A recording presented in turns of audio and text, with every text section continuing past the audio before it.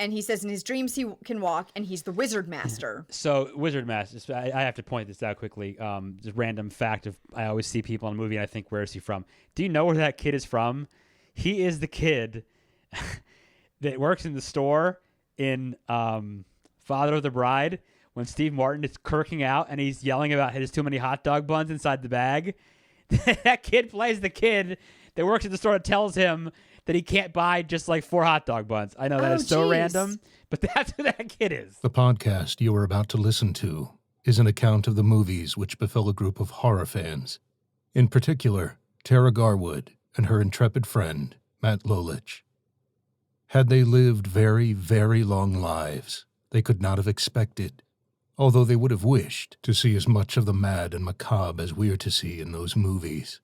For them, an idyllic summer movie became a nightmare, and they loved it. The movies that they watched were to lead to the creation of one of the most terrifying podcasts in the annals of American history. The Scary Movie Project.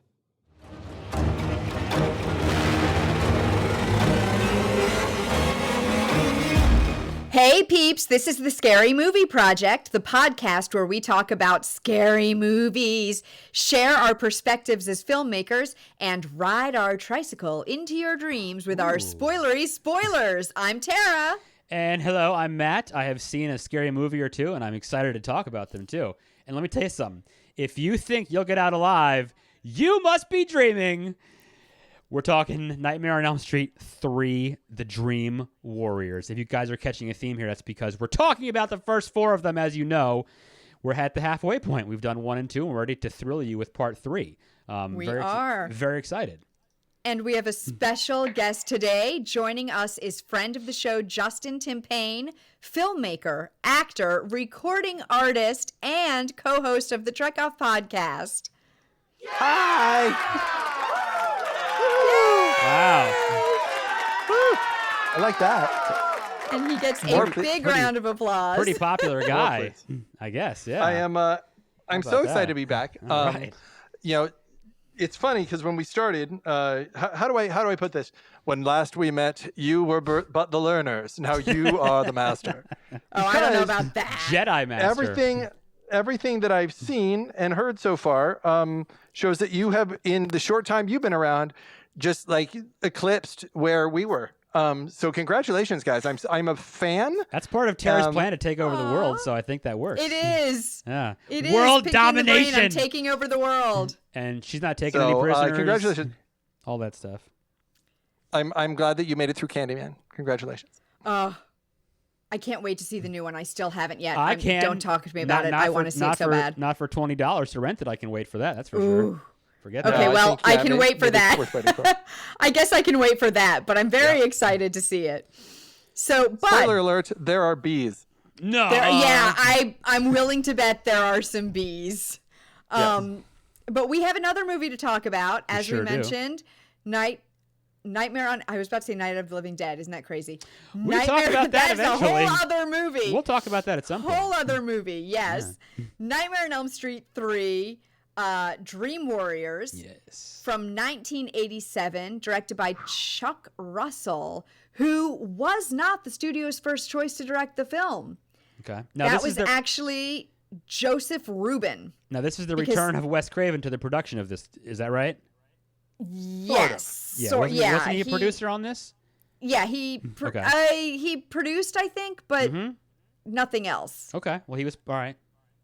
Good enough. Justin probably knows more. Yeah, so Wes wrote a treatment and was kind of ready to come back to it. The studio did not like where his treatment was going, and so they handed it over to another guy named Frank Darabont. Yep. Frank Darabont, yes. Yeah. Who did Friday? I'll let you keep going. He did the Friday the 13th, So Frank Darabont wrote Shawshank Redemption, The Green Mile, The Mist. He writes on Walking Dead. Yes, he did a couple of Friday the 13th and Walking Dead. That's the one I think Friday the 13th, right? Yeah, maybe not. Yeah. Definitely Walking Dead, though. Tara's favorite show. Oh, yeah, totally. Really, my favorite. It's the last season. It's still good. Don't give up on it. I couldn't that's get not through for you. episode 4. I know, It that's was not for not you. my I was saying to all the thing. other listeners, don't give up. Everyone I know has given up on the show. I'm like the last one left. So No, I promise that I will not give up on it Good, in thank season you. 2, like 8 years ago. thank you. It's good. It's good. Anyway, sorry. Oh, yeah, no. I couldn't get through episode 4. I just, Wow. I don't know. Something about how, like, soap opera-y it was yeah. drove What me you, crazy. you said it was like Days of Our Lives with zombies, you thought, right?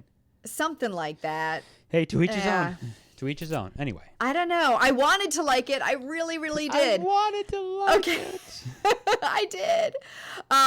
So back to our actual movie, Yes, because sorry. we're already off topic before we even started it, which Happens. is Sorry. Happens pretty no, easy. which is pretty much us. Yeah.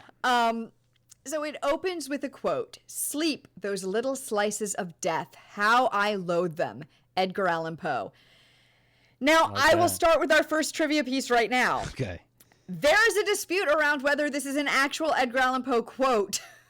It doesn't say what story it's really? from, so Yeah, I it don't may know. not actually be Edgar Allan Poe. We're not but sure. why would you BS that? Why would you make that up though, right? I don't know. People do it all the time on the internet. I They know, like it's just- There was no attribute internet things- back then. There was that's Yeah, they can there say whatever they definitely- want. Who can check? That's- No one But can now check. they just attribute things to true. people like randomly. Like people will be like, we'll say this same quote and then be like Shakespeare, and I'm like, Shakespeare didn't. There's no way Shakespeare said that. Shakespeare didn't say "Wake up, Nancy." Yeah, Shakespeare didn't say half the Right, crap that people say Shakespeare said. It's true. Um, Well, it's so a cool yeah, quote. I there's like the it, though. first. There's our first one. It's a great quote. I like it. May or may not be Edgar Allan Poe. Right. Okay. So then we see close-ups of someone making a papier-mâché house, and guys, it's Patricia Arquette as Kristen. This goes to my point earlier of my saying how many of these stars that we know today started. I mean, look, just in this series, we have right. Johnny Depp from the original, and now Patricia Arquette in part 3. Yep, I mean, and it's her film debut, just like Yes, Johnny I'm Depp. It's her telling film you. debut. this is how And this crazy happens. Larry Fishburne. Don't forget about him. Larry Oh Fishburne. yes, is yes. it his film debut though? No, he was I in. don't know if it's well, he. I don't No. think it's Did his he- debut. No, he's I in. think Pee Wee's Playhouse was after this. though. He is in. Oh, maybe it is then. Don't forget, he's in Apocalypse Now. No. He is in Apocalypse. I think. Yeah, he Yes, is in Apocalypse which Now. is He was like 19 16. Which is 1979. So yeah, he'd done some stuff already. Yeah. He's Okay, so, he's yeah. credited as Larry Fishburne back in those days. Larry. So I know. It's So great. back to Patricia Arquette though, if I can say her name. Yes. Robert Englund said he knew she would be a star because all the boys on set fell for her. And on breaks, they would even ask him like Oh, if he thought they had a chance with her my and if they should ask God. her out, which I just think sounds so cute in high school. How old was she? A teenager then? I don't even know. I'm guessing she was probably like 19 or 20 or something. Okay. Yeah, You know, at that age, since sort it of, was- like because you have the child at like the labor laws and stuff. It's much easier to get someone who looks like a kid but who is an adult. 'Cause Exactly. 87, I was a very young man. A very, very young man at that time. So 87. can I? Yeah, me too. So you are also a very young man. I was. So is this a good spot to interject my little story about this movie? Because Ooh, about yes, being do. Yeah. being young. So this movie. So the reason I asked to come on this film, Okay. on this podcast in particular, We're making is your dreams come true. because it is a little bit because this is the first horror movie I ever saw in a theater. Ooh, I love Which that. I love. What did I? That's This a is great my question. favorite Damn. horror movie of all time. of all time. Yes, absolutely, Oh, without a doubt. Well, man. I'm a huge X-Men fan, and this Okay. is pretty much the X-Men meet Freddy. all right. Yeah. So I was living in Annapolis with my mom, and my mom was seeing someone, and so I was at the babysitter a lot. And one night they showed me Nightmare on Elm Street 2. And I was amazed by it. I thought it was really weird and cool, and I'd never seen anything that violent before. So a night comes where I end up kind of left in the other room for about 8 hours, and my mom lets me rent Nightmare 1. Okay. And I watched it 7 times in a row on repeat until I was like, so it was like 4 a.m. My mom came out, and I'm just sitting there with my eyes open. That was like And me with so- The Shining, just watching it weekends. I'd rent it and watch it over and over and over and over. Yes. Oh yeah. So it comes out in the newspaper. The newspaper out with that really awesome poster where Freddy's got like his hand out and the claws there, and people are walking down the razor blades toward him, and one has a nunchuck and stuff. So it like just looks awesome. And they that came out in the theaters. And my mom, having no idea what Nightmare on Elm Street was, says, "Sure, I'll take you." Now, if we do the math here, this came out in 80. I'm 11. I'm 11 years old. Okay. Yep. And look, there's a poster right there. There's the of Nightmare on Elm Street 3. poster. Is that it? Oh my gosh. Yep. That's So so I am in the theater next to her, and you get immediately the blood, the first kill, the boobs. It's all there, and I can just like feel my mom cringing next to me. But I remember the scene, Tara, that you're about to talk about. You go in, and it's like this paper mache house. You don't know what's going on. Her mom's there. She goes into the house and stuff. When she runs around the corner, and then you see Freddy, and he kind of runs out like sort of superhero pose that first time. The theater just goes. That's awesome. That is so cool. The movie was not so good for me, in that, as Tara's aware, I had some issues when I was a younger man, and so they all kind of manifested themselves as dreams about Freddy, which I had every night for a year. And the problem with I Freddy, did not know that. Wow. the insidious thing about Freddy is I wake up in the morning and I go, Mom, I just had a dream about Freddy. And she goes, "It's just a dream, honey." And I'm like, "That's what they all say." That's what They said in the movie. I know. And you Oh, check that's your stomach, terrible. check your chest to make sure you're not like sliced across. Oh your, my gosh. So yeah, it wasn't until well into 6th grade, when I had moved to Williamsburg, Virginia for 3 years, that I was sort of over it. But yeah, it was quite the experience. Okay. Oh my gosh. I That's can't amazing. imagine. I would, Wow. yeah. Huh. I would be flipping out all the time. Well, I don't. You Oh my know God, what? I'm 11. That is such a great thing, though. That in the fact that was. I'm trying to think to myself, what was the first scary movie I went to the? Oh my God, what was it? I don't even remember. Okay, great topic for another time. I know my Tara, do you first know? one. What was your Yeah. first I one? don't know. My first one that I went to in the theater, I was in college because I was at the time scared to No, before that. No. I know the first movie I think I know what it is. Arachnophobia. Nice. Oh, And crap. it is Yeah. how I discovered that I have arachnophobia. I think a lot of was people found that not out after they fun. watched that movie. It was not a fun experience Okay, for me. It's I- supposed to be this fun, great movie, and I It just is. sat there with my feet up on my chair, Dan Connor. scratching my arms and legs the whole time. Dan Connor's in it. So I have a question for you, Tara. That it's plagued my mind for at least 27 of the years that I've known you. Okay. So you never saw Freddy's Dead: The Final Nightmare in the theaters? Nope. She hasn't seen it, period. Are you kidding In me? fact, I still haven't seen No, it. she still hasn't seen it. You still haven't seen it, period? For this recording is the first time I've seen Freddy 3. I waited, once we started the podcast, I waited to watch the Freddy movies until we were ready to review them. Yep. So that So- it would be my so- first time seeing them. Quick, did it give you a I quick... was mad at you for like 6 months at one point because a mutual friend that we had told me that she had gone to see Freddy's Dead: The Final Nightmare, and I was like, "Freddy's my thing," and I was mad at you forever because I that's thought funny. you had seen Freddy's Dead. No. Oh. God, no. Someone's in trouble. That's Oh, she interesting. is, and I know who you're talking about. Ooh. I think she'll be fine with Are it. we going to say She's in names trouble here? with both of us now. Oh yeah, I know. Oh, my goodness. Oh No. All right, so we I won't I name have told- check her because I don't think she listens to the podcast to even hear us name check her.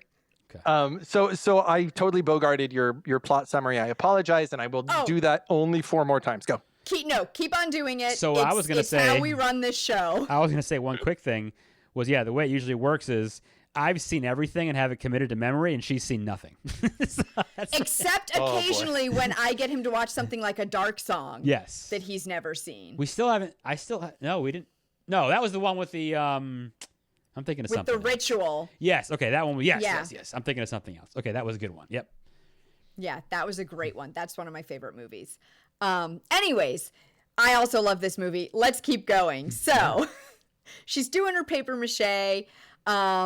She's like falling asleep while she works, so she turns on loud music, and her mom comes in and tells her to turn the music off and go to bed. She says, "Oh, well, I was waiting for you to get home," and mom's got a guest downstairs. A dude. And so, she's like, go to bed. And like, she goes downstairs to her guest, and Kristen goes to sleep.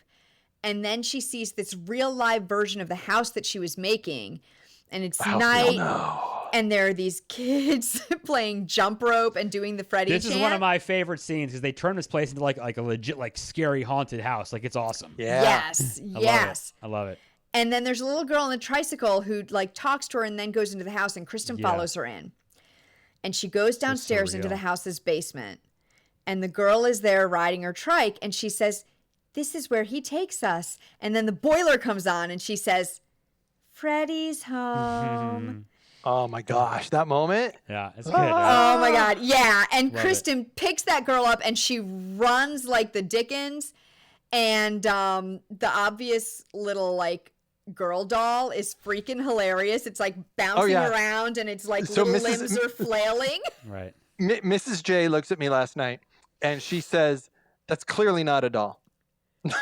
and we start laughing. I said, "But if it's that little girl, you want to feel old?" She goes, "Why?" I said, "That little girl's probably 40. Oh God. Oh, You're welcome. Right, exactly. No. Excuse me, I'm going to take my Geritol. All right. No, exactly. don't do that to me. So Kristen picks the girl up and she starts running away with her. And there's like soggy floor, right? The floor is like she's sinking in the floor, just like in the first movie with the stairs. Yes. Right? I've had that dream. Oh my God. I would die. No, thank you. I would die in my dream if I had that dream.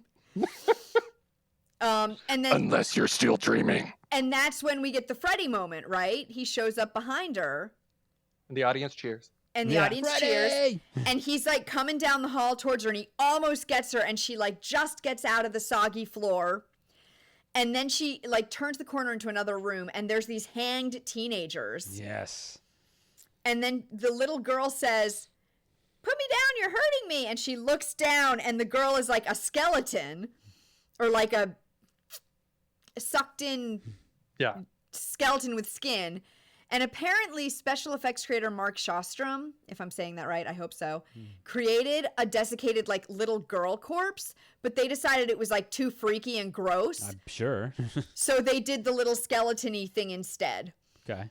So the shot with the teenagers, I paused that and I went back because I've got a 100-inch projection screen that we're watching it on down here with the lights all off. So I got to see it all like blown up.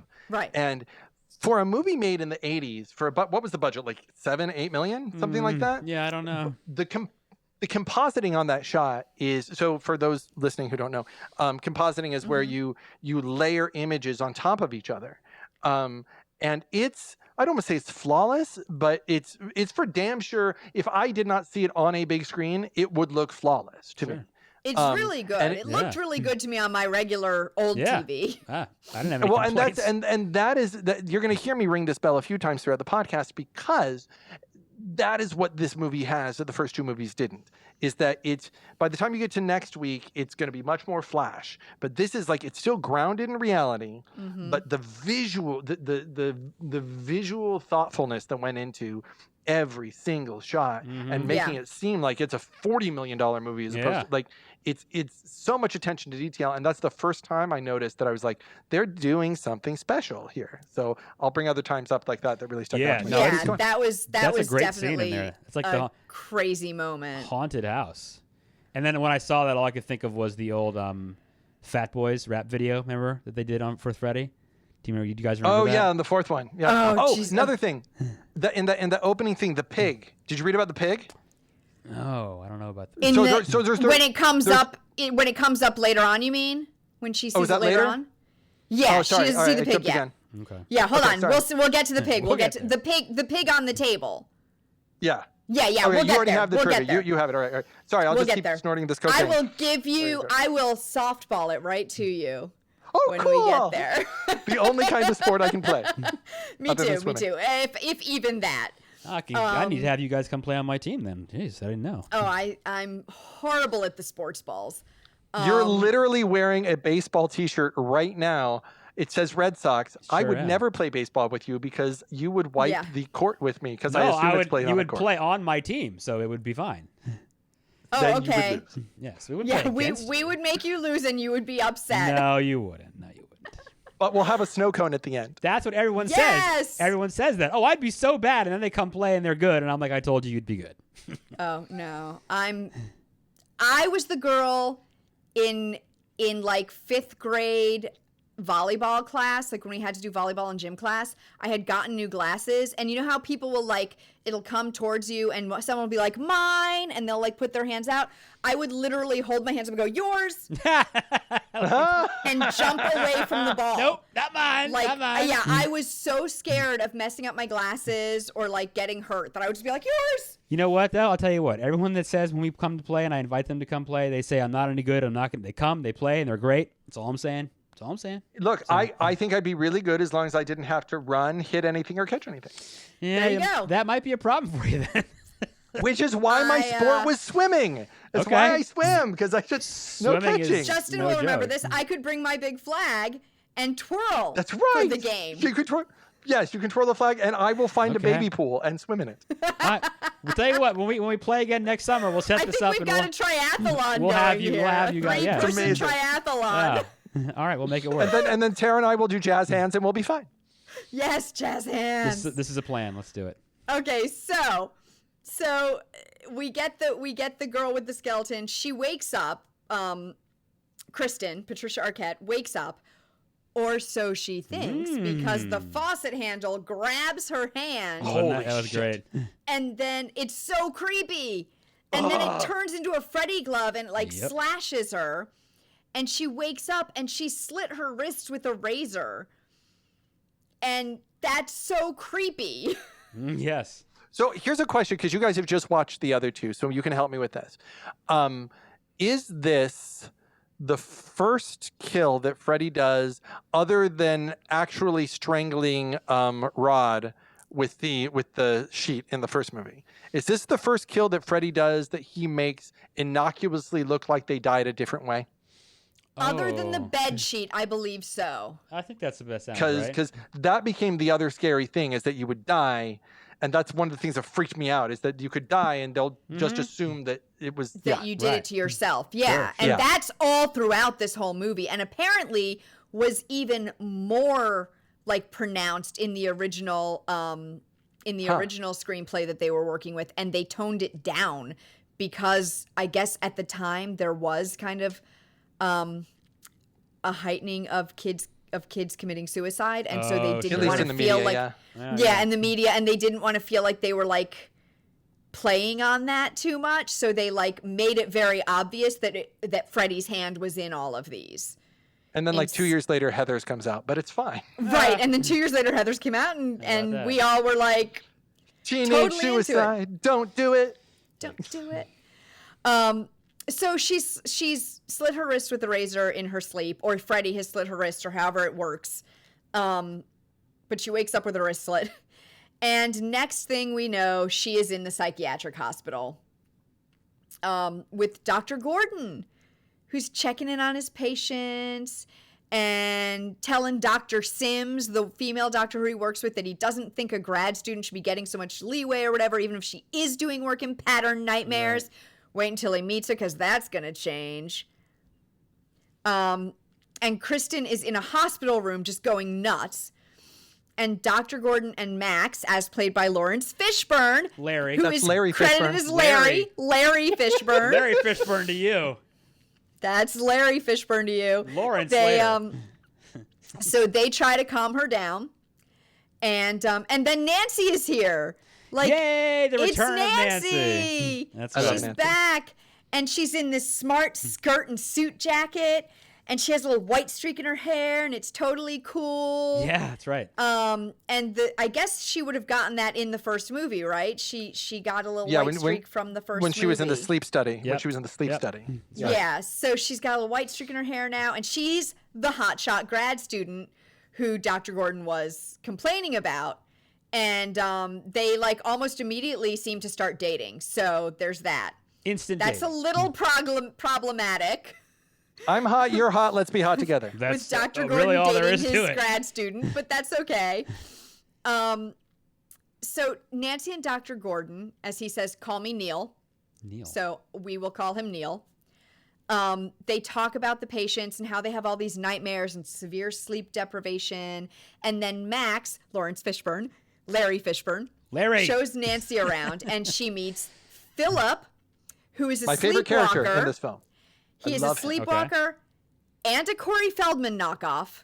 Let's be so real this is the here. conversation. Yeah. Mrs. J and I had That's a this good conversation also. Without having to speak to each other, she goes, "Is that?" And I go, "It's not, but it looks like." And, Yes. And she goes, "Oh, it's not the other." I go, "No, it's not the other. Although they did that. Oh yeah, it also has Dream in the title." And that was our entire conversation. We never said the word Corey in the entire conversation because it didn't need to be said. Yeah, I said it right away to my husband. I said, that's a Corey Feldman knockoff. And at first he was like, no, not. And then he heard the guy talk and he was like, oh, yeah. Mm-hmm, Which yeah, is a shame because he's good on his own. He's a good actor. I love his line deliveries. Yeah, He's really he good. is. But unfortunately, Corey Feldman did Corey Feldman first, I guess. So he missed his time. But he's great. He's a sleepwalker. And then there's Kincaid, who is Philip's roommate, and he's like cool, super cool. What does he call him? I think Max calls him, "Hey, cool breeze." Oh, I forget. Yeah. He's a cool bro guy. I like Kincaid a lot too, actually. It's between him they're and all Philip. very likable. So Kincaid, interesting tidbit. Ken, I'm going to say his name wrong, probably. Sorry about this, Ken. Ken Sagos didn't want to audition for the role. Did you know this, Justin? He didn't want to audition for it, but his agent talked him into it, and it was raining really bad when he went to catch the bus to the audition, and so he showed up like completely drenched. He had to sit and wait for a few hours because that's how auditions go, right? You sit and wait for a few hours. They're always running late. And then when it was his turn to go in, the director, Chuck Russell, said, like, do whatever you want to do. And Sagos was so frustrated about the whole thing that he just yelled out, "Fuck you," and then started to like scream and curse him out, and then was immediately hired. Nice. That's awesome. So all you got to do is just curse your head off. I don't know, but I really hope that's true because that's such a great story. It's such a good story. That's funny. And then, so out in the hallway, another boy helps the nurse, the hot nurse, we'll say, pick something up that she dropped. And this is Joey. And we'll find out later Joey doesn't speak. And we're not really sure why, but I think it's like intimated that it's because of something Freddy did to him. No spoilers. Think that's hinted at. No, we're all spoilers here. Oh, yeah. That's what it's all about. In Nightmare 4, he speaks just fine. Yes, that is true. Yes. Yeah. That is accurate. Then Nancy goes to Kristen's house to get her things and like talk to Kristen's mom, and her mom's like, "Oh, well, she's always been strange," and kind of like very dismissive about the whole thing. It's no big deal. Like, my daughter tried to commit suicide. She's always been strange. I mean, And then she goes into Kristen's bedroom to get her stuff, and she sees the papier-mâché house. Yes. And at the same time, Dr. Gordon is working on his very hot computer. It's like top of the line in that time. I mean, it probably was. No, we noticed this. We were like, that's like actually was a really good computer. Was it having a computer in your house? Are you kidding? In 1987? Was it an Apple II? This is like a big deal. Was it an Apple II? It didn't show what it was, unfortunately. Yeah, no, I noticed that too. I was like, damn, a computer in your house in 1987? That's big time. Yeah. Huge. That's big time. That's major. And so he's looking at a new drug called Hypnosil that keeps sleeping people from having dreams. Okay, so this helped me. This helped me a lot, this viewing, again, seeing it on a larger screen. Okay. Because he mentions Hypnosil because Nancy drops it out of her purse earlier. And yes. When it drops out of her purse, I paused it. And the data prescription is 5 of 1989. Even though the movie's coming out in 1987. Because the first Elm Street movie is supposed to have taken place in 1983, which is why it's been 6 years. And so it always bugged me that, wait, this came out 3 years after. And she's a grad student. And she's a grad student. But if you see that's 1983 and this one just pushed forward, it was just a little detail from the props department. These are the things. That's smart. That's a really smart move, find though. out, and then you go to these shows and you tell the actors, and they're like, "You're crazy," but okay, cool. Thanks for telling me. So it's actually set in 89 or 90. Oh, that's great. Like Yes. right around there. Okay. So Kristen is now we're with Kristen in her dorm room, I guess, whatever you want to call it, her hospital room. And she's drawing the house, and she nods off, and the door to her room swings open, and the little girl's trike rolls in tracking blood, which is really creepy. Like the wheels are just tracking blood as they come through down the floor. And then then it melts? like melts. Yes, it melts. Yeah. It melts. By the way, props to the Foley artist on that. It was just the sound is what gets you, because if you turn the sound off, it just looks like wax. But with it, and you hear the creaking and stuff, you got to have a good so effective. Yeah, so the Foley effective. artist nailed that. And the it calls back to, it made me think of Nightmare on Elm Street 2, when everybody gets hot and then like things start melting. Mm-hmm. Yeah. So it kind of pulled that thread in, which I thought was interesting too. This is the good thing about watching these like all literally like a week after each other. Yeah, you don't. Yeah, is that you notice these things. You stay in that universe. Yeah. Yeah. So Nancy backs out of the room, and then suddenly she's actually in the house. Like she backs out the doorway, and the doorway goes through into the house instead of into the hallway. And here it is, Justin. There's a roast pig laid out in the dark dining room that snarls and snaps at her. Right, yes. Hey, Tara, did you know, speaking of that roast pig, there's a story behind that. You see, as we've talked about before, they were operating on a very limited budget. Heck, they even shot most of this in an old abandoned prison. They had to come around to the roast pig, and the props department created a roast pig that was just not quite good enough, and it would have cost a lot of money to get a roast pig that looked right. Finally, out of frustration, one goes to the local butcher and says, "Do you just have a dead pig?" And they're like, gross. We just so happen to have one. So they stuck their hand up in it like it's a Muppet.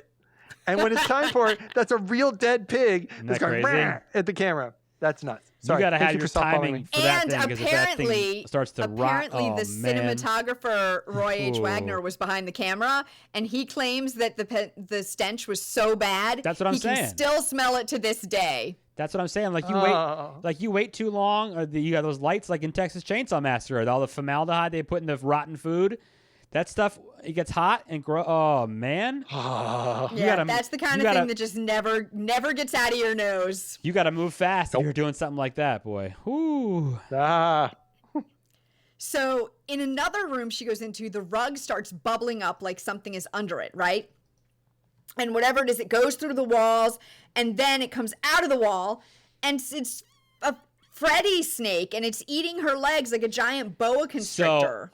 So is snake, it like a quotation mark, snake. Is it a worm? Well, or is it I have Freddy a snake? trivia about that. Okay, I think it's Freddy worm. But. So apparently, the original Freddy snake looked too phallic, and it was like pinker. Oh, and so they only had 1 hour to film the screen and didn't have enough time to repaint it. So they just covered it in green goo to try and like take down the pink. Okay. And also when it tries to swallow Kristen, the gums were too flexible, so they were like folding over themselves. So they had to film it backwards and then play it in reverse. Okay. All right. Well, look, to their credit, like it's fun to make fun of the Freddy penis snake. Yeah. It's a Freddy penis snake for sure. Yeah. But that scene, again, $9 million budget, whatever it is, like the fact that, and this was the key thing. This is why this movie scared me so much, and we'll get to what happens at the end. In the first two, you beat him just by going, "I'm not scared of you." But now they've made it in the dreams. Freddy is God. Mm-hmm. He's God in the dreams. Right. And so the room is shaking, falling apart, things bursting off the wall. The editing is amazing. And the animatronics on his face when he sees Nancy and goes, the snake acts. I love that scene. He looks at her. And it's the look in his eye.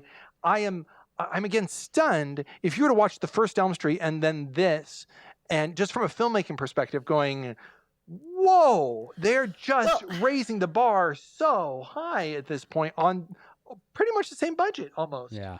Also, and we'll see more of this later, but I feel like this is the first Elm Street where Freddy really becomes a character. Like he starts to come into his own. Absolutely. As he's not just a another bad Michael guy. Myers. Yeah. Yeah. He has a few quips in the first character. two movies, but he really starts to become And this is the character that everyone knows and relates to now. That's right.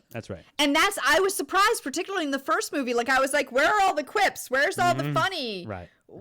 Why isn't this here? Yeah, took a little while. And I was really thrown because even having never seen any of the Freddy movies, I knew Freddy is the funny one. Freddy is the one who's always cracking a joke and just so enjoying himself as he's going after people. Like, well, I feel like this is the ideal Freddy because he's still scary here. He's still scary in this movie. And the jokes are there, but they're mean. And they are mean, And when we get to the wheelchair scene, I want to talk there because specifically, it's really cruel. He's still incredibly cruel. He's not putting on sunglasses yet and becoming a shark. You know, that's not happening. Yeah. The glow shark. That'll happen. Okay. Oh my I gosh. haven't seen the glow shark yet, so we'll see. Okay, so he's eating her legs like a giant boa constrictor. And then Nancy hears her name called.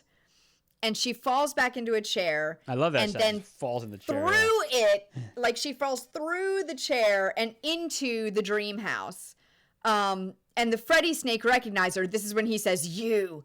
And yes. And she gets Kristen out and wakes up. And they wake up in her bedroom. She wakes up in her bedroom. And then she goes to Kristen's room at the hospital. I'm doing the little like running motions. She goes to Kristen's house, like she's running there. And Kristen tells her that when she was a kid, she used to pull her dad into dreams when she was scared. So, like, this is a power that Kristen has in her dreams that she kind of, like, didn't, like, she knew she had it when she was a little kid, but then she just stopped doing it. And so that's how she got Nancy into her dream. Which really is kind of the turning point of this whole movie. Right? Of when the whole series. When they discover that she can do this, it changes everything. It's really important. For 3 movies, this is super important. Yeah. Yeah. It's true. So it's group therapy time now. And so we meet a few more of the guys. So we've already met Philip and Kincaid. Now we meet Will, who's in the wheelchair because he had a little accident. Which again, I think might be a Freddy thing, right? Yeah, I get the sense. I think that's a thing that Freddy may have, maybe even something where Freddy made him try to kill himself in the real world while he was doing something in dreams, like her slitting her wrist or something. It sort of feels like the only person who who had a past rough enough to have not had your typical suburban past is Taryn. She seems like the only one. Yeah. So then there's Jennifer, because she wants to be an actress. There's Joey, who we already met when he helped the nurse, and he doesn't really talk. And then there's Taryn, who's like tougher, and she says she also has the bad dreams. I mean, they all have the same bad dreams, but she's a former heroin addict. Yeah, she used to be a heroin addicted to heroin, and she's a little tougher and a little more, I guess, streetwise. Yeah. And when we first meet her, and I'm going to say this wrong too because I don't know this band name, sorry. She's wearing a Dokken shirt, Dokken. Wait, you've never heard of Dokken? No. They sing the song at the end, Dream Warriors. Well, see, that's what I'm saying. They wrote and performed Dream Warriors. So my wife, Mrs. J, knew a girl in middle school who loved the lead singer of Dokken so much that she would sign her name on her papers, her name and Dokken as the last name. Oh, that's so cute. That's a fan right there. And also awful. Yeah, it's there. That's a fan. Okay, I will have to listen to some more of their music then because Dream Warriors was pretty rocket. Yeah, dude. Pretty rocket. And a legitimate hit. It remained. I still occasionally will hear it on like 80s radio. Oh my God, that's crazy. It's like when I listen to the Ramones do their Pet Sematary song from the movie, right? Yep. It's so terrible, but you got to listen to it. Yeah. I actually heard MC Hammer's turtle rap. Oh, no, not the Turtle Rap. The Adams Adams. Family. That is the worst song doo-doo-doo-doo. ever. It's so bad. Yeah. Oh, it's so bad. They do what they do want to do. Say Addams what they want to Family. say. Oh my god. Yes. Don't. Yes. Moving on. Okay, moving on. That night, Will, Joey, and Taryn play D&D, and I love that Taryn plays with them. I love that she plays it with them. It's so cute. And then she leaves. She's like, what do they do? They're like, your horse is drowning in the pond or whatever in the swamp, and she's like, I go to bed. Yeah. They go, what do you do? She goes, I go to bed and buy a new one in the morning, and then she heads out. So the guy who played Will, Ira Hayden, was a Dungeons and Dragons dungeon master during high school. Oh, cool. Okay. And he said that actually made him feel like more like better about like the role when he auditioned. He thinks that's why he got the part. All right. Which I think is pretty cute. I love. Okay, so Vin Diesel. Do we know this? Vin Diesel plays D&D, like Oh yeah. big time. Okay. Plays D&D. Like he wrote the foreword for one of the editions, and I think he actually pays one of his friends to be their full-time game master. Dungeon Master? Oh, Yeah. that's awesome. So this is one reason why, total sidebar, but this is one reason why I totally love Vin Diesel. Okay. Because I love that he does these tough as nails like parts, and he's like totally cool, and he's always like totally like driving the fast cars and doing the hot shit. Being so and then, furious. Yeah, and then he loves D&D, and I just, that like warms the cockles of my little heart. Yeah. I always wanted to do D&D. I'll let it be known that I always wanted to do it. In middle school, the same company, I guess it's TSR who does it, did a Marvel superheroes. It's just like D&D, and you have, instead of charisma, you have like whatever the word would be, but the character sheets are almost exactly the same. Yeah. And I loved doing that, and I tried to, we have a mutual friend we met in our adulthood, Tara, who is way into game nights, and I've gone over and they started playing, and I just have always felt so behind. Like I would need to be instructed how to do it. And I want to do it, and I've sat down and tried to watch, and I'm just like, it's like yours like on season 6, and I need to watch the series premiere, and I just feel like there's no, unless you're in it, you can't get into it because everybody who's in it is already doing it. If you get a good game master, they can really guide you through it, though. Like, yeah, I've always wanted because to, you can be like, I want to do this, and then they can be like, okay, here's what you need to roll to see if you can do that. Like, here's how we do that. Yeah. Or the mechanics should work this way. We could make you do this. Does that work? Like, is that what you want to do? And so, yeah, you can, if you get a really good GM, they can work with people who are newer. I say my husband is a very good GM, and he can do that, but we don't have time to play anymore, sadly. So too busy making art. Too busy talking about horror movies, crap like that. Which is also good. Yes, which is also awesome. So anyway, they stop playing Dungeons and Dragons, and Max comes in and tells Joey and Will, because they're roommates, he tells them it's lights out. And then they're taking turns, it turns out, to stay awake and watch each other. And tonight, Joey stays up while Will goes to sleep. And Nancy is having dinner with Dr. Neil that evening. Dr. Neil. He told us to call him Neil. Neil. I like Dr. Neil. I think from now on he has to be referred to only as Dr. Neil. Only as Dr. Neil. Dr. Neil. So Nancy has dinner with Dr. Neil, and Nancy's mom is dead. No duh. We know that from the first movie, right? Yes. And she tries to tell Dr. Neil that he should really give the kids Hypnosil to stop them from dreaming, but he won't do it. And then Philip is stirring in bed, and oh boy, one of his marionettes hanging on the wall wakes up. And it turns into Freddy. And this is another one. This is really cool. So when the clay puppet face turns into Freddy's, the special effects guy, Doug Beswick, use stop motion animation for it. So they started with a clay Freddy face that was made plainer in each frame. So they started with the Freddy face and went back and then played it in reverse. Cool. Oh, yeah. Oh, cool. But it was all Okay. stop motion animation. So they had to take a frame of it like this, then make it a little back, a little plainer, then That's a frame of it, and then a little plainer, and then a frame, and then a little plainer. Oh my gosh. That's cool. Yeah. But it's such a good effect, of course, though. Doing it backward makes perfect sense. Right. It makes perfect But sense. it never would have occurred to me to do it. Yeah, Cool. it seems like it would be easier that way just because you could get the face exactly how you wanted it at the end instead of trying to do it and then be like, oh crap, I did it wrong and having to start over. Yeah. You could get it perfectly the way you wanted at the end and then just sort of smooth out a little bit each time as you go back in frames.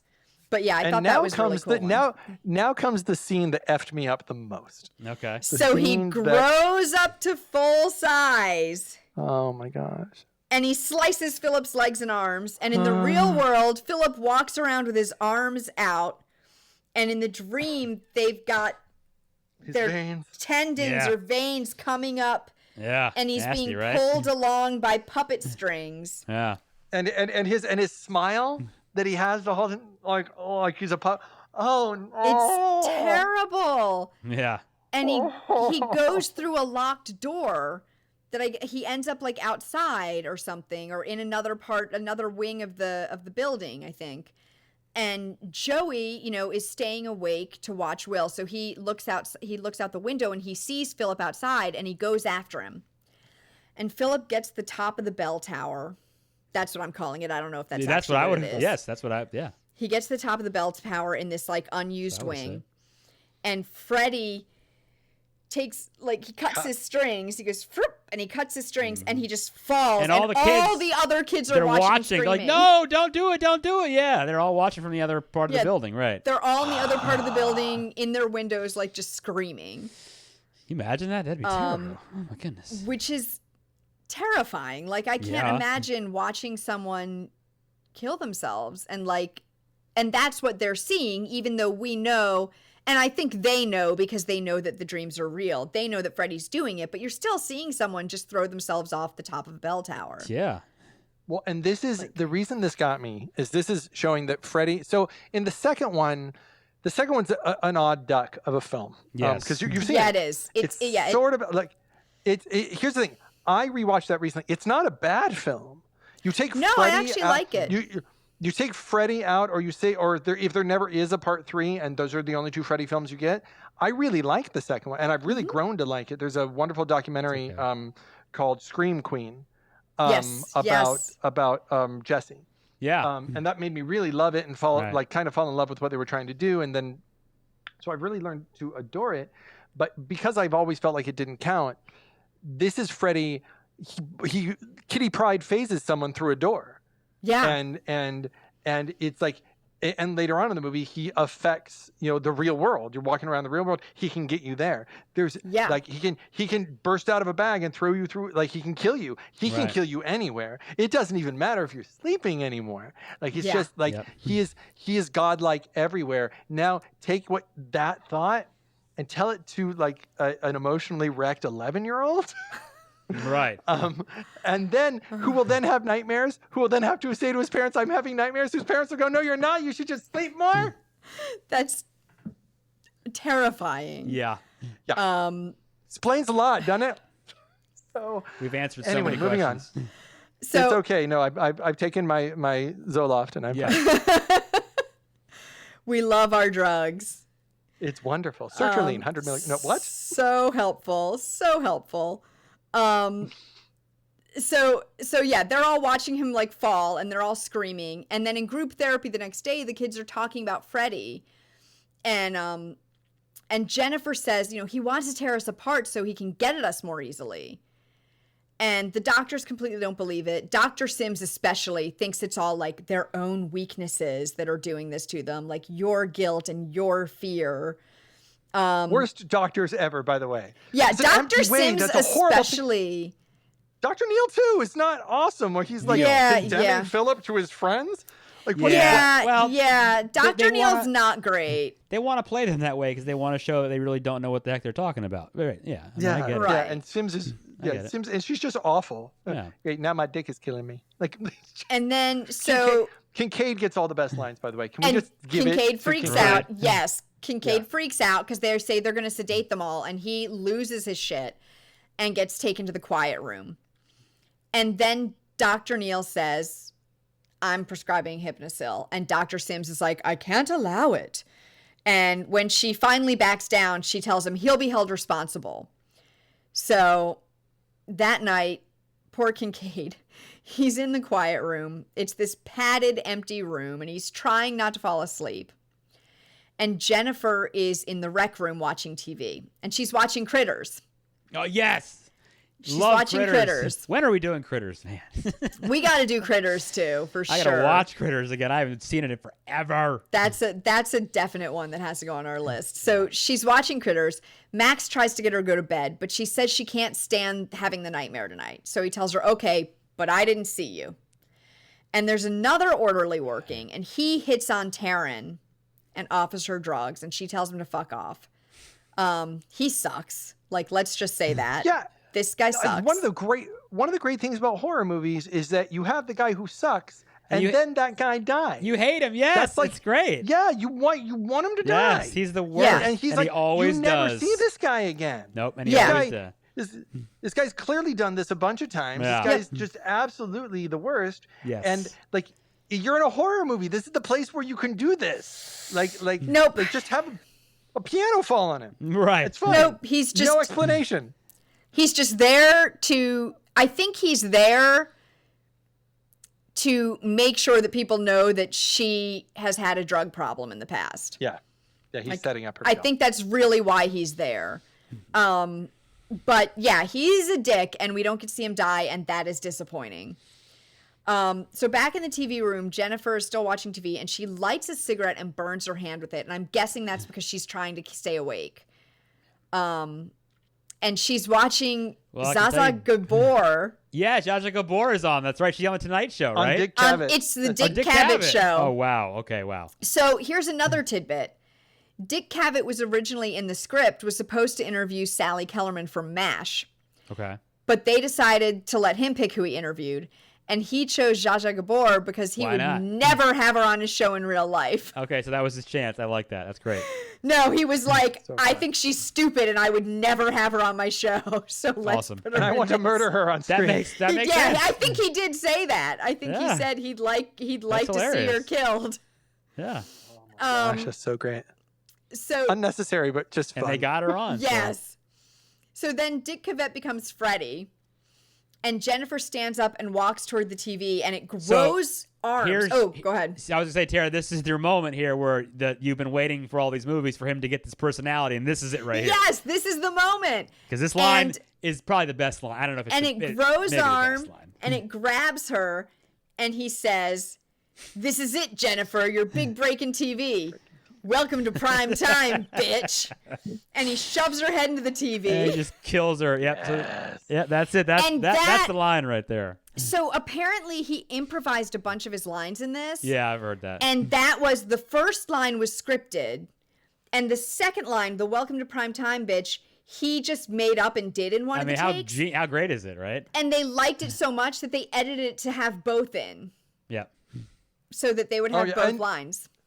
And that's the most famous quote from Freddy. You know, that's on T-shirts. That's on it's the one everybody knows. It's the most. Yeah. I think it's the best one. Yeah, it's a major moment. Yeah. And then so at the funeral, Dr.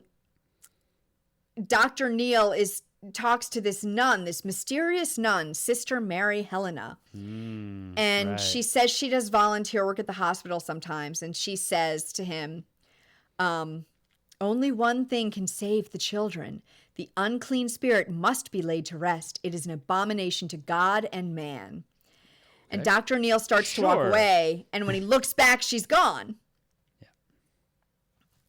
Yeah, you know what? F her. Yeah, she's just gone. Yeah, because you know what? Like you're gonna be all poetical about it, and like a bunch of kids are gonna die. You can't just go. Yeah. Okay, listen. I only have a minute Here's because I'm a what you ghost have and to I'm about to do. just Right, I gotta roll. do this because she Yeah. knows how to do that. She says it later. She Here's says it later. exactly what you need to do. Do Yes. it now. Don't I'm wait just until gonna be more really kids cryptic die. until some more people die. Yeah, I know. Yeah. Seriously. No. It seems to be a ghost rule that Yeah. ghosts can only be like super cryptic. Ghosts can only be dicks. That's basically. Yeah, what it comes down to. basically. Ghosts are big a-holes. That's what we've learned on the Scary Movie Project. I cannot speak in normal sentences I will knock your plates off the walls. to tell you what you need to do. Right. I will knock plates off the wall. I That always imagine the helpful, ghosts. right? I always imagine the ghosts are just around there, really bored, and going, "You know what we got to do? Let's just knock their dishes out of the cupboard and like move chairs back and forth, like there's someone in them." And put stuff on the ceiling. Ghosts are cats. Ghosts Cats are that can go cats. through walls. Or they like push it slowly towards the edge. And you're like, don't do it, cat, don't do it. And they push it my God. slowly until it goes tunk on the floor. Cats are dicks. Cats are dicks. Ghosts are dicks. Ghosts are cat dicks. That's all they are. Okay, the way you said that, I heard the ghosts are cat dicks, which is a No, whole other no. issue. They are dickish cats. That's it. There Ghosts we are go, there dickish we cats. go. T-shirts. There we Just go. saying that. Ghosts No are explanation. dickish cats. Yeah. Sorry. I keep derailing you. I apologize. No, derail away. So now Nancy and Dr. Neil are eating dinner at her house because they've progressed in the dating process. They're now eating at her house. Yes. And she shows him her Malaysian dream doll that's supposed to bring good dreams. And he's feeling defeated because he can't help the kids. And so Nancy tells him, well, maybe you're ready for the truth. And he has to put aside everything he's learned and trust her. And we cut to, because they're not going to have us telling her, watch her telling him. We cut to group therapy. And Nancy tells the kids. Straight talk only in this room. Yeah. So Nancy tells the kids she knows who's trying to kill them. Yeah. And she describes Freddy to prove it and tells them that he killed her friends and almost killed her. Now, here's one thing. She describes Freddy, and she describes him well and clearly, but you're not going to mention the red and green striped sweater? Yeah, he runs around bald half the time anyway. Like you're going to start with a hat? Yeah, like I was gonna that's say a pretty distinguishing feature. It was the point of the red and green sweater. I read somewhere Wes Craven said because it's like two colors that like drive your senses crazy by mixing them together or something like that. Is Yeah, that... if you hate Christmas. I mean, there you go. I don't know. It's for Christmas haters. It's for people that hate. Yes. I don't know. I didn't that's see what I that heard, anywhere. something That where- would make sense though because Yeah, they no. are very like clashy colors. Right. No, and that he's absolutely right. It's That's the the shade point. of red and the shade of green as they are together are the two Yeah. colors because our Christmas colors that we like so much are sort of a forest green and a bright red. But Bright red. Right. If you take that sort of blood red and you put blood red next to sort of a dull brownish green, Yeah. Mm-hmm. it is the most It is a more brown like kind of. Yeah. Yeah, he looked into that instead. And the hat, of course, is because Freddy's based on. I mean, I'm sure he did this in the other podcast, but Freddy's based on a dude that he saw outside of his house when he was a kid. The Yeah. fedora. It's Yes. poopy looking. Yeah, the fedora. The colors. Poopy. And then Yeah. it's poopy looking, the colors. Pooping. And then the fedora, yeah, the guy from outside the window. Yeah. And then so she describes Freddy and she tells him that he killed her friends and he almost killed her. And she tells them, you are the last of the Elm Street children. And Nancy wants Kristen to bring everyone into her dream so that they can figure out their dream powers and learn to use them. I guess she figured out that people have dream powers in her grad school. Like, Didn't studies. you take that class? Yeah. You didn't I say- come on missed now. that class and Yeah, I'm come very on now. disappointed. Well, Come we were on. theater majors, so what are we going to do? This is true. We They didn't teach learn it to us. anything of use. Yeah. of the dream powers. If they had only told us. We learned About the nothing of any magical- use. They should So have it told goes. us. X-Men like dream powers. Yes. Because they were also so effective, those dream powers. Yes. So so useful. So they do hypnosis. Dr. Neal does hypnosis, so they all go to sleep, and they all nod off, and then they wake up, and they decide to try again in a few minutes, because they woke up. Mm-hmm. And Joey sees the hot nurse nod to him outside in the hallway, so he follows her while everyone else stays in the rec room. And she tells him that she likes him, and back in the rec room, Dr. Neal's clacky balls are like, he pulls one and they do the clack, clack, clack, clack thing. And then they all float up. A cool effect for the time. Which is getting really CG cool. in your film at the time is a big deal. So, yeah, it was really hard to do at that time. I thought they were just going to keep clacking and never stop. That's what I thought it was going to be. Like, I thought they were just going to keep going, and he was going to be like, why didn't they ever stop? But they float up, which is more obvious and cooler, I think, with the effect. And then Will stands up because in his dreams he can walk. So they realize they're in the dream, and he stands up. And he says in his dreams he can walk, and he's the Wizard Master. So Wizard Master, I have to point this out quickly. Just random fact of I always see people in a movie and I think, where is he from? Do you know where that kid is from? He is the kid that works in the store in Father of the Bride when Steve Martin is kirking out and he's yelling about there's too many hot dog buns inside the bag. That kid plays the kid that works at the store and tells him that he can't buy just like 4 hot dog buns. I know that is so random, but that's who that kid is. Sorry, that's just my I had no idea. I had a similar moment. Now, Tara, you've not seen, and I'm not going to be on for this show, so I will say it here. You've not seen Wes Craven's New Nightmare, no? Right? Nope. But I assume you claim she did, or you thought she did. No. That was Freddy's Dead. So New Nightmare. Sorry, New Nightmare. Yeah. With Gage, the main with character, Gage Creed, right?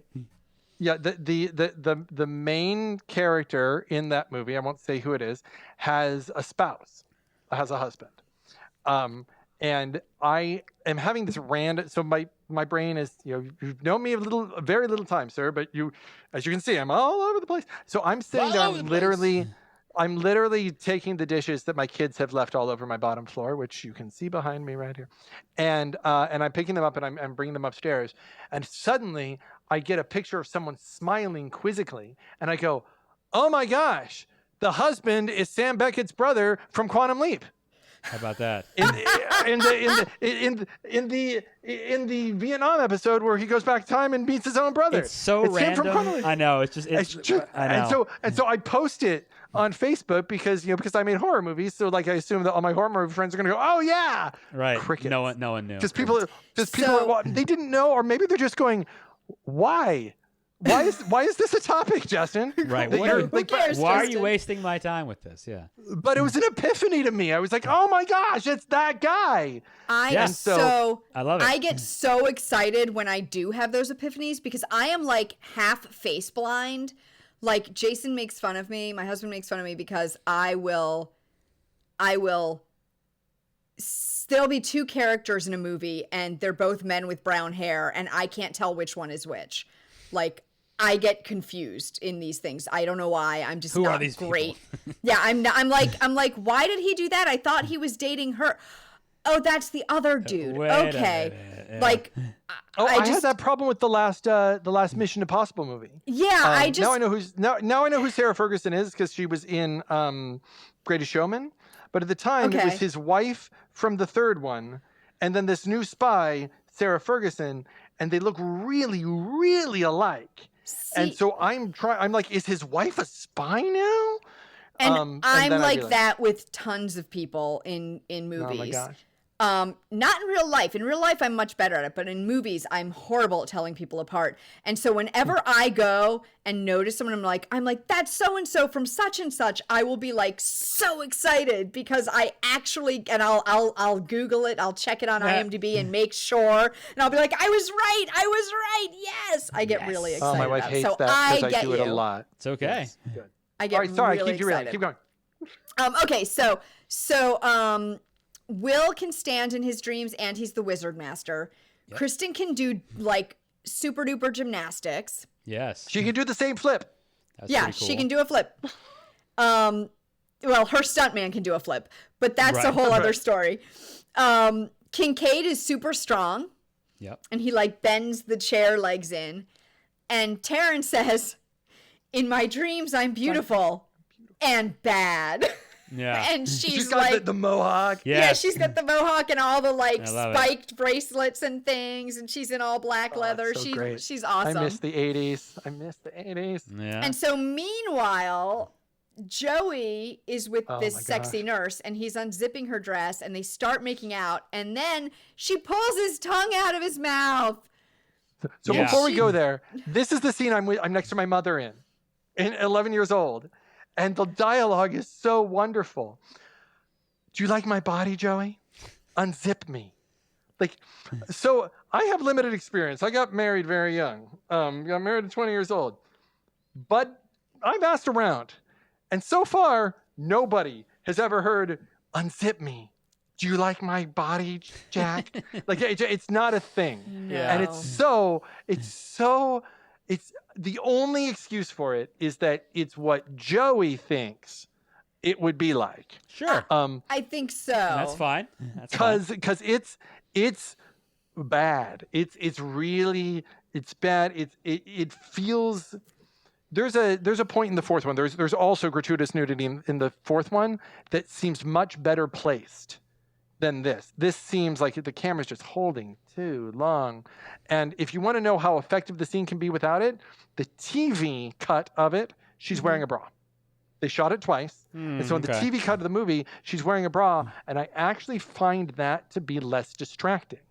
Because in the other place where nudity appears in the fourth movie, the person involved is having a sexual dream that is clearly just like this bizarre fantasy that he's having. Right. It feels like it plays into the fantasy. Yeah. This feels unfortunately exploitative, which is something that I don't feel in any other Elm Street movie. Okay. In no other Elm Street movie does it feel like it just hangs on it to go, "Look, boobs." And and you combine it with the line, "Unzip me, do you like my body, Joey?" And it's just it's icky. And I don't like the ick factor. It is a little icky. It gets even ickier when she pulls his tongue out of his mouth. Yes. But the joke, but it's all worth it for the joke. I gotta believe the joke came first, and then the entire scene came, because the joke is amazing. And then so she ties his arms up with his tongue and her tongue, and he's on the bed tied up, and it's Freddy, and Freddy says, "What's wrong, Joey? Feeling tongue-tied?" No. Oh my God! Chick. And a fiery pit opens behind him in place of the bed. And for this scene, so the way they did it, the set was flipped so that the bed was upright. So he's standing up when he looks like he's strapped to the bed. But apparently he had to be spread-eagled for so long that he passed out. Wow. And crucified him. Yeah, he actually compared the experience to that, to being crucified. Jesus. Like, oh my God. Oh. Wow. So he actually passed out from it, which is crazy. Yeah. Wow. SAG did not have the same rules back then, I guess. No, I guess not. Not quite. So back in the rec room, they realize that Joey's gone and that Freddy must have him. But they can't open the door, and everything starts getting lit on fire. And then the walls start closing in. And then Dr. Sims comes in, opens the door in the real world, and everybody wakes up. And now Joey's in a coma. Poor Joey. So I have a problem with this. Okay. This psychiatric hospital has what is essentially an ICU bed with a ventilator. Yeah. In the hospital, right there in the hospital. Like, that's how convenient that they have a ventilator in the hospital ready to go for him. It's a movie. I was envisioning it as a psychiatric ward. What else can you say? In a regular hospital. That's what I thought too. That's kind of what I. That's kind of where I was. Maybe that's where he is. He's like on another ward, so they can go visit him. That was my kind of thing. It's Weston Hills. Springwood is very small, and they only have room for one exterior of UCLA to use. That's it. Yeah, That's it. there's just the one. So he's in a coma, and Dr. Carver, who's the boss of Dr. Neal and Dr. Sims, tells Dr. Neal this is all his fault and fires him. And on his way to his car with all his work belongings, Dr. Neal sees the nun up in the bell tower. Yeah. And so he breaks into that deserted wing and goes up the stairs to find her. And Sister Mary Helena tells him, this is where it began. She says, this wing has been closed for years. And she tells him that the most criminally insane people used to be held here, and that a nurse was locked in over holiday break and repeatedly raped by the inmates, which, by the way, freaking horrible. Like, oh my God. Yeah. Yeah, That's- it's worse than anything else in all the movies that I've seen so far. Yeah, That's terrible. it's hard to go back and watch those 80s movies now. Yeah. 80s and 90s movies. I was a huge fan of The Crow. I loved The Crow. Oh yeah, it's one of my. I love it to death. But I have worked since then with people who have been the victims of sexual assault, and I've seen firsthand, I guess pretty secondhand, terrible. because I was not. Well, that's a longer story. At any point, there's been too much that has happened in movies where rape is used as the look how bad it is plot point. Right. Yeah. And the Crow is it's a shame because I still like The Crow, but I gotta sort of whistle past this sexual version of fridging that happens, and I feel like it is. I never had a problem with it till now. But this time around watching the movie, I was like, that's. I know it's supposed to be horrible, and I'm more in for if a character in the movie if you're watching like The Hills Have Eyes, right? And a character in the movie gets raped and it's part of the story, a necessary part of the story, where it's a revenge tale, like where she gets back, or I Spit on Your Grave, or any of those films, right? Like where that is part of it, or Straw Dogs or something like that. But when you have, it feels so casually. It's brutally casual here. Where it's just like, by the way, she was raped 100 times. Isn't Freddy bad? And I think that's horrible for women. I think that's horrible for children who were the product of rape, or a woman decides to have, what's that say? Like, can you imagine being a child, knowing that your mother was raped and you were part of that, but then she was a very wonderful mother to you and you grew up, you watch this movie that's going, you must be broken. And it's I don't want to be too woke, but it's a problem. It's a problem that I have with this. But I think I apologize. You brought out the thing that hit with me that you just said is the casualness of it. How just throwaway it is. She was just repeatedly raped by the inmates. Oh, and that girl was Amanda Krueger, and she was Freddy's mother, and blah, blah, blah. And it's like, that's all she is. She's a rape victim and mother to a criminal. She's not a person. Yeah, they just go right past it. They're not going deep into it. They're not going to do that. That's just no. And that I have difficulty with things with sexual assault anyways in movies. It's a lot for me. Like anything, even if it's like meant to be in there and it's like in there for a story reason, I have trouble with it. But I avoid those films now too myself. Yeah, I have a lot of trouble with that. But here you're right. It feels so just offhand and like, oh, by the way, she was raped a million times and whatever. And it's lacking any kind of empathy for her as a human character is really, I think, the key problem. And I have the same problem with like child molestation too, which is if you ever get to the reboot, it's never in any of the Elm Street movies overtly said that Freddy is a child molester. Right. He's a child murderer. And it's never overtly said in any of them that in the reboot, they also say he's a molester. They did. Yes. More of the backstory, which I like. It takes all of the fun out of the story. And I listened to a wonderful review of it once that said, if you want to go there, go there. Go. He was a child molester and he was horrible. And if you want to get into the psychology of Freddy and make a truly, sort of effed up drama about it, and that's what you're doing, go there. But if you're just throwing that in to go, look what a bad guy, because there have been incredible. I mean, Good Will Hunting is the parts of that are about child molestation. Like there's like you can have a movie where that's included, but where you can look at the person who had it happen to them as having a soul and seeing the consequences. Yes. But this is the misstep here. But it's almost understandable because in the 80s it was just a thing that was done. It was a story beat that happened all the time. Yeah. And I think good riddance, in my opinion. Yeah, it's very much a product of its time. Yeah. So anyways, that was Freddy's mother, and maybe that's why she's so shitty. Maybe that's why she's like, I'm going to get back at the screenwriters and just let all their characters die by not telling until now. Oopsie, ha. Sorry, Frank Darabont. Sorry. So the nun tells Dr. Neil he's got to find Freddy's remains and bury them in hallowed ground. And meanwhile, Nancy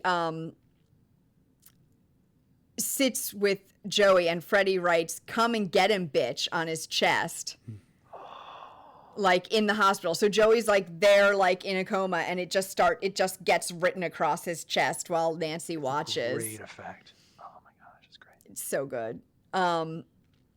Dr. Neil tells Nancy about the nun. Then he comes in and he tells her about it, and then meanwhile, Kristen is freaking out at Dr. Sims because they took Dr. Neil away. So everything's sort of coming to a head right now. She's freaking out at Dr. Sims. She says, "You stupid bitch, you're killing us." And Nancy and Dr. Neil decide to go see Nancy's dad. He's in a bar. He's a security guard now. Like, it's very obvious that he's not really doing okay. He's not happy. No. The bar, by the way, is called Little Nemo's.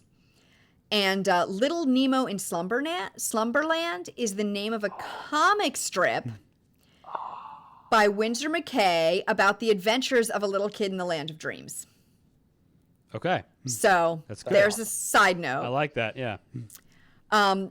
So Nancy tells her dad she needs him to tell her where the Elm Street parents hid Fred Krueger's remains. But he won't do it. And Dr. Neil gets a page, and he goes and calls back on the payphone, and it's the kids calling him for help because Dr. Sims put Kristen in the quiet room and sedated her. So Dr. Neil goes back and grabs Nancy's dad to make him tell them. And presumably he does, because next thing, Dr. Neil is stopping at the church to get some holy water and a cross.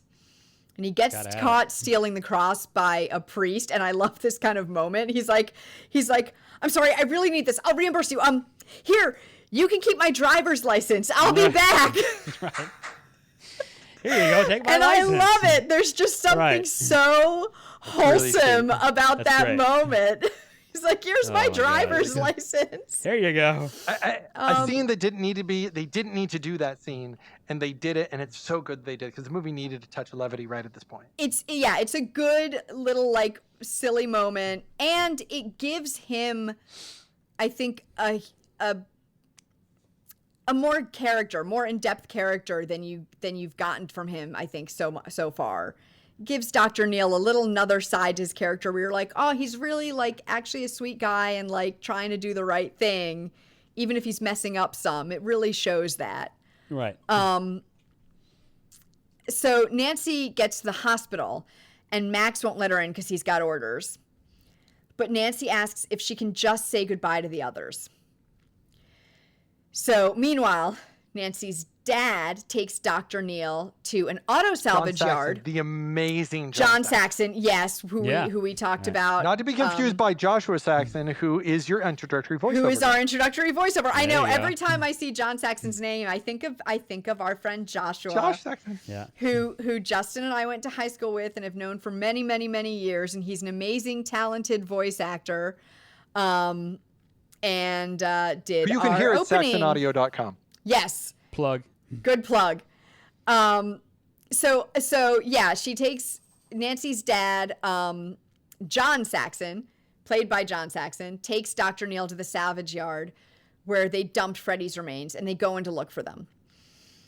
Meanwhile, back at the psychiatric ward, Nancy is getting the kids to go to sleep so they can save Joey and Kristen in their dreams. And she says, remember, we have to stay together. Whatever happens, that's the only way we can beat him. So they all fall asleep, and then they wake up like they're in the quiet room with Kristen. They don't wake up, but, they like come to in the quiet room with Kristen. And they plan to go save Joey, but Freddy's gloves start slashing the walls. Great. And they all get split up. It's so good, right? Yeah. That's like, again, he's God. He's God at this point. It's nuts. Yeah, it's so good. So they're all split up. And Kristen is back in her bedroom at home replaying the scene from the beginning with her mom. But this time, her mom is standing in the doorway and Freddy grabs her mom and rips her head off. So before we go to what her mom does, I think that the differences in this scene need to be remarked on in terms of like what it means to Kristen. Because in this dream version of the scene, her mom's sweet to her. Her mom's yes. What are you doing up so late? It's like her mom is what she always wanted her mom to be. Which You're is right. like Much less impatient. The same words. Yeah. Mm-hmm. Same words, but just like sweet and nice. And it's just that I got to give credit to Chuck Russell for this, for like going, okay, we're gonna do the same scene, but make it sweet and make it like, and just the nuance between the two is really kind of heartbreaking if you think about like what it would mean to Kristen. And interesting that is the mom that Freddy kills, the dream mom. And then and who does she become? She becomes the original mom. Right. Yeah. Or her head does. Or her head does. Right. Her head does. So then Kristen goes running and tumbling down the stairs and calling for Nancy. And Taryn hears her, but she's a hot punk in her dreams. That's right. And she's in an alley, and I noticed the wall on the alley has like a heart that says Taryn plus Freddy. Oh, I didn't. Okay. Which I thought was fun. I saw that. That's great. And a bum like stands up, and she like kind of bristles, and then he just walks past her. But then she turns around, and Freddy is there, and she says, "Okay, asshole, let's dance." Yeah. She does that little switchblade. She tells him, "Let's rock." Yeah, with her. Yeah, she flicks out her knives. Let's rock. Her two knives. I love that. She manages to cut one of his fingers off, and then he turns all his fingers into needles. Mm-hmm. And her track marks on her arms all pucker like angry little mouths, which is terrifying. Yeah. And he jabs her with all of his finger needles. And originally, they planned to have Taryn's head explode when his syringes, when he injects her with his syringes. But they decided it looked too fake. So that was originally supposed to happen, that her head was supposed to go... What happens instead is even more brutal, I think, is the one vein that goes up her forehead that just like it's happening. And that is just like... Yeah. Right. It's cruel. It's cruel. It's cruel. And it's... Knowing it's another moment, and I won't harp on it, but it's another moment where it's very 80s. Knowing what we know about addiction and the disease of addiction now, it does seem a little flippant. Well, I'm gonna disagree with you. I'm gonna disagree with you because the concept of your addiction being something that's chasing you and trying to get you, that when somebody does relapse is not because they're like, I need drugs, but it's because they're like it caught them and it ended up being too strong. Fair point. And maybe maybe it didn't belong in A Nightmare on Elm Street 3: The Dream Warriors. I mean, maybe that's the thing. No, maybe it's more it's like the beginning of X-Men, right? Does the Holocaust belong in the beginning of X-Men? I understand why it needs to be in the story, but you need the Holocaust at the beginning of X-Men. Right. It's sort of like, do you need this here? But I as a concept, like if it was a short film about the addiction being a monster who comes and gets you, I actually think it could be very powerful. And I found this scene cruel, and I always found it powerful. I definitely found the scene I definitely found the scene itself cool. Like the little angry mouths puckering of her track marks, like they're trying to suckle at the needles, is creepy as hell. Yeah, it is. I guess, having worked now in the addiction space, I feel more sensitive to those things now, and to the idea that you can't recover. Like, it feels like a little inevitable. Yeah, that's true. It feels it's not very empowering. And I think it is just me. It's one of my sensitivities, having worked in that space now in my day job. But it's a cool scene in general.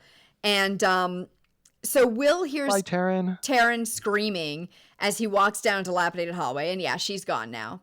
And then a scary spiked wheelchair turns toward him and Freddy and Freddy tells him to have a seat.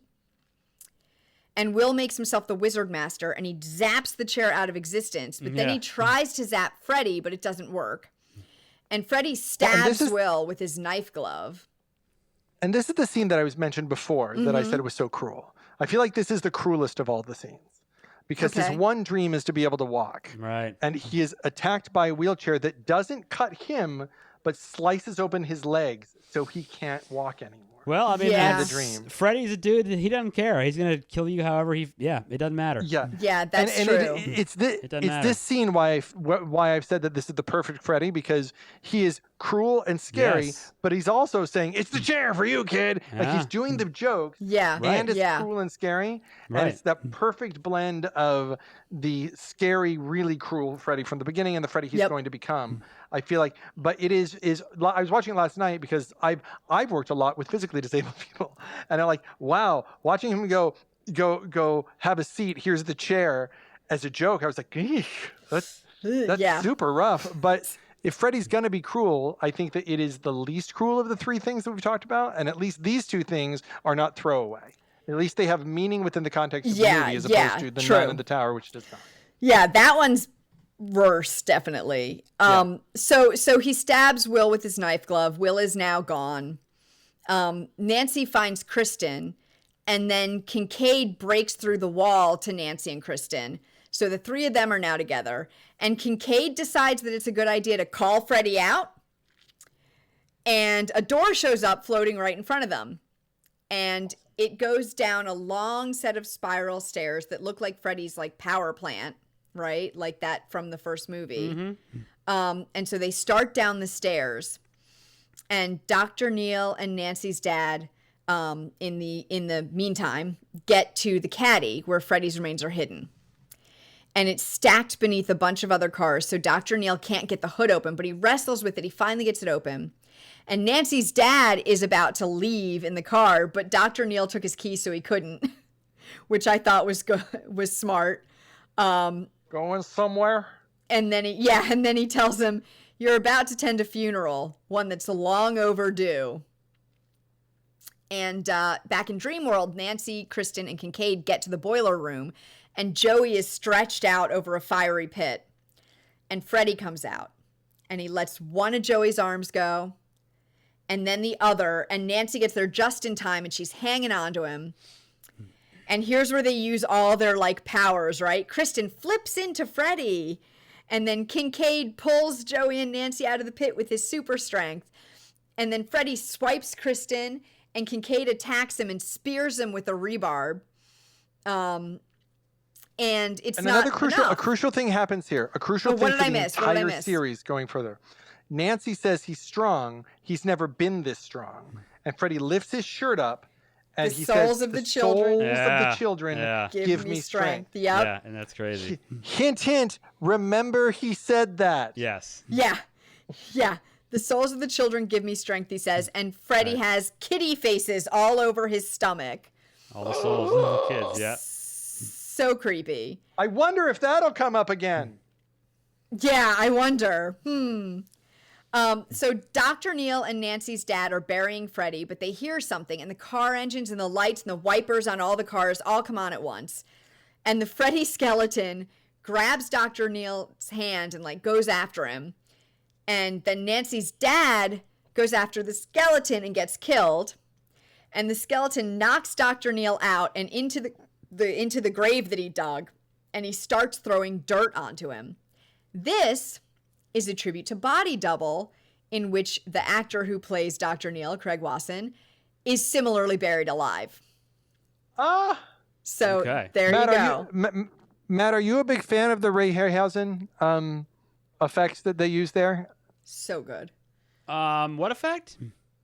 The stop motion skeleton that's sort of like the old like Clash of the Titans. Yeah. Look, it reminds me almost of or like it reminded me too of the Terminators from T2 that you see at the beginning that kind of walk around. I don't know why I thought of that, but yeah, no, it's cool. It works. It works. I think Ray Yeah, I think it Harryhausen holds would up. be proud. Yeah. I think he would be proud of them for that. Yeah.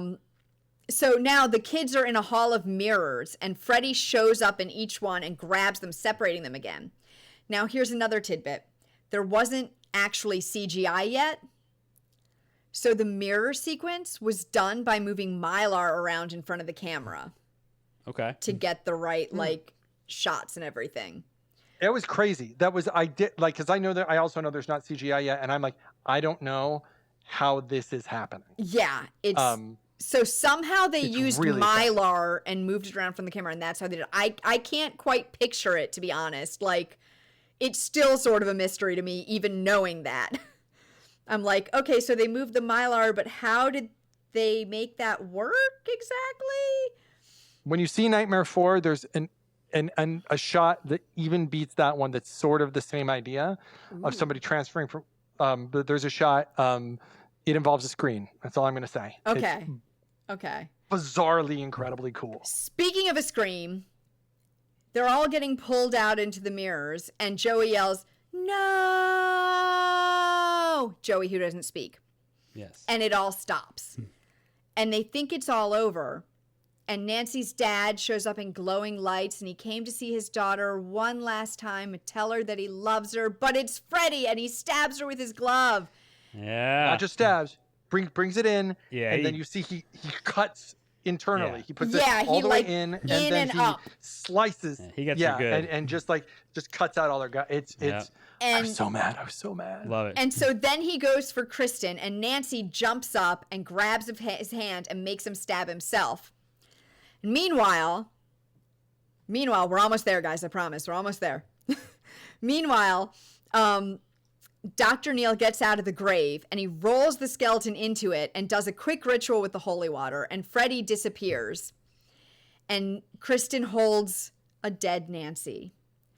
And then at Nancy's funeral, the nun shows up again, and Dr. Neil goes after her.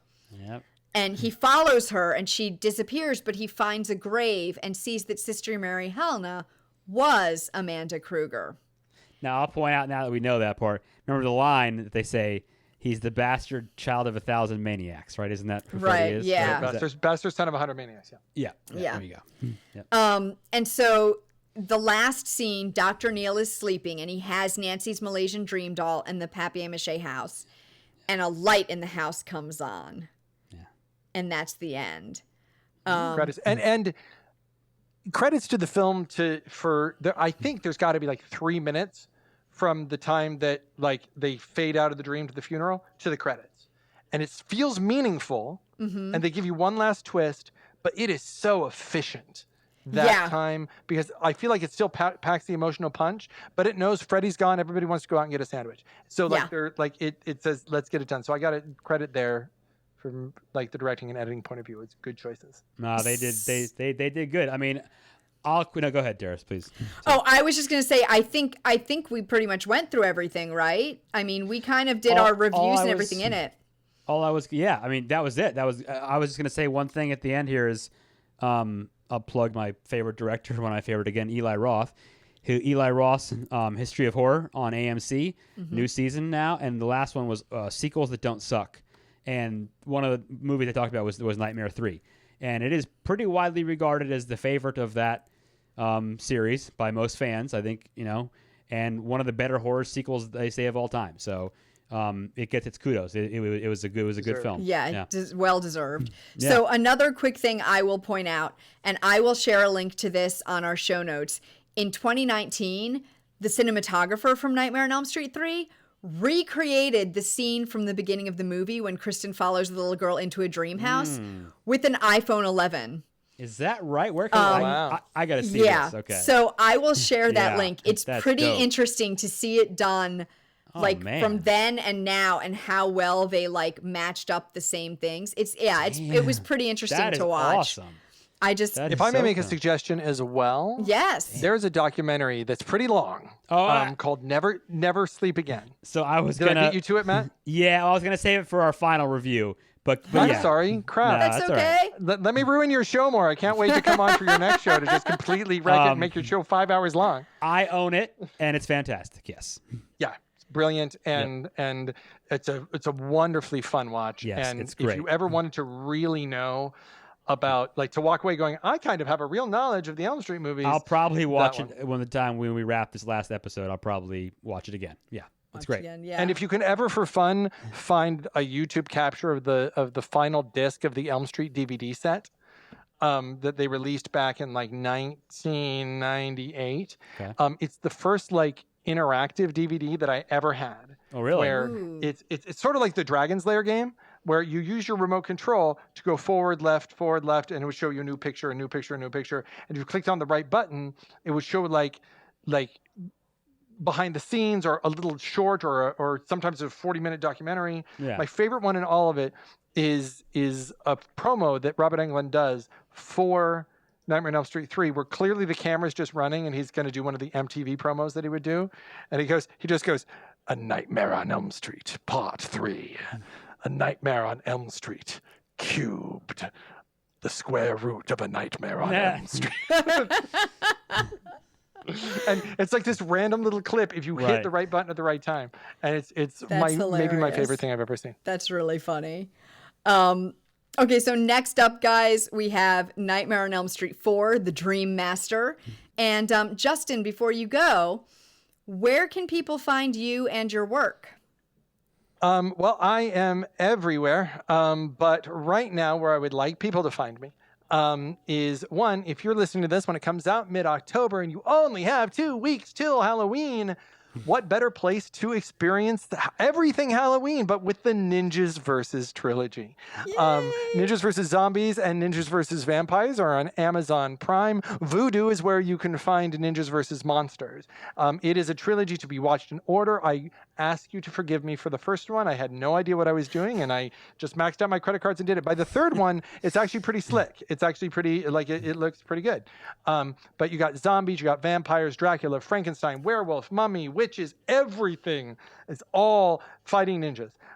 So if you want just fun, like Halloween B-movie goodness, is that. The other thing that I'm promoting, along with, of course, the TrekOff podcast and the Totally Super podcast, is on November 1st, the day after Halloween, I will be releasing my third album on Spotify, or people who've ever listened to my CDs, like my 8th CD.